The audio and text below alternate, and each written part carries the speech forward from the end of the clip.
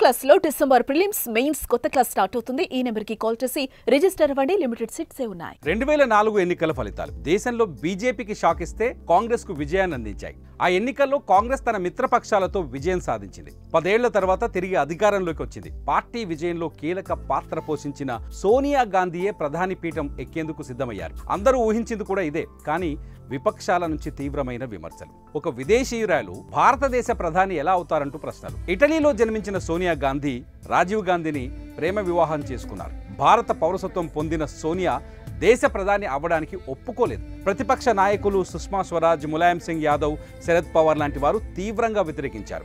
దీంతో సోనియా వెనక్కు తగ్గారు. మరి ప్రధాని ఎవరా అనే ఉత్కంఠ రేపిన సమయంలో ఆఖరి నిమిషంలో మన్మోహన్ సింగ్ పేరు ప్రకటించారు. ప్రధానిగా మన్మోహన్ సింగ్ ప్రకటన అందరినీ ఆశ్చర్యానికి గురిచేసింది. ఆయన శక్తి సామర్థ్యాలపై నమ్మకం లేక కాదు, కానీ అప్పటికే కాంగ్రెస్లో తలలు పండిన నేతలున్నారు. పార్టీలో పెద్ద పెద్ద నాయకులైన ప్రణబ్ ముఖర్జీ, చిదంబరం లాంటి వారిని కాదని మన్మోహన్ సింగ్కే పాలన పగ్గాలు అప్పగించడం సంచలనమైంది. మన్మోహన్ తెలివితేటలు, అపార జ్ఞానం, అంకిత భావంతో పనిచేయడం ఆయనకు ప్రధాని పదవి దక్కేలా చేశాయి. అంతకంటే ఓ నమ్మకస్తుడు కావాలనుకున్న సోనియా గాంధీ మన్మోహన్ను అందలం ఎక్కించారు. అలా మన్మోహన్ సింగ్ భారతదేశానికి మొదటి సిక్కు మరియు హిందూయేతర ప్రధానమంత్రి అయ్యారు. ప్రధానమంత్రి అయ్యాక మన్మోహన్ సింగ్ను విమర్శలు వెంటాడాయి. ఆయనను సోనియా గాంధీ వెనుక ఉండి నడిపిస్తున్నారని, పూర్తిస్థాయి అధికార బాధ్యతలు స్వతహాగా నిర్వహించడం లేదని ఆరోపణలు ఎదుర్కొన్నారు. వాటికి మౌనమే సమాధానమంటూ ముందుకు సాగి దేశ భవిష్యత్తు, ప్రజల కోసం ఎన్నో సాహసోపేతాల నిర్ణయాలు తీసుకున్నారు మన్మోహన్ సింగ్. పైకి మృదు స్వభావిలా కనిపించినా దేశం కోసం తీసుకునే నిర్ణయాల్లో ఆయన కఠినంగా వ్యవహరించారు. ప్రధానిగా ఉన్న తొలి 5 ఏళ్ల కాలంలో మన్మోహన్ సింగ్ సాధించిన అతిపెద్ద విజయం అమెరికాతో అణు సాంకేతిక పరిజ్ఞానానికి సంబంధించిన చారిత్రాత్మక ఒప్పందం కుదుర్చుకోవడం. అమెరికాతో అణు ఒప్పందాన్ని వామపక్షాలు వ్యతిరేకించి కేంద్ర ప్రభుత్వానికి మద్దతు ఉపసంహరించుకున్నా ఆయన వెనకడుగు వేయలేదు.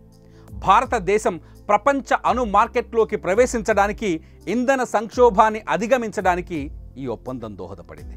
ఇప్పుడు దేశవ్యాప్తంగా పేద ప్రజల ఆకలిని తీరుస్తున్న మహాత్మా గాంధీ జాతీయ గ్రామీణ ఉపాధి హామీ చట్టాన్ని కూడా తీసుకొచ్చింది మన్మోహన్ సింగ్. 2005లో ప్రవేశపెట్టిన ఈ పథకం పేద ప్రజల కడుపు నింపింది, వారిని ఆర్థికంగా నిలదొక్కునేలా చేసింది. ఇప్పుడు అన్నింటికీ ఆధారం ఆధార్ కార్డు కూడా మన్మోహన్ సింగ్ తెచ్చారు. ప్రతి భారతీయ పౌరుడికి ప్రత్యేక గుర్తింపు సంఖ్యను అందించాలనే లక్ష్యంతో ఆధార్ పథకం ప్రారంభించారు. జాతీయ ఆహార భద్రతా చట్టం 2013ని తీసుకొచ్చారు.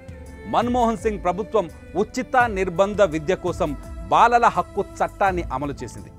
రోడ్లు, విద్యుత్, నీటి సౌకర్యాలకు ప్రాధాన్యతనిస్తూ గ్రామీణ ప్రాంతాల్లో మౌలిక సదుపాయాల అభివృద్ధికి మన్మోహన్ సింగ్ భారత్ నిర్మాణ్ యోజనను ప్రారంభించారు.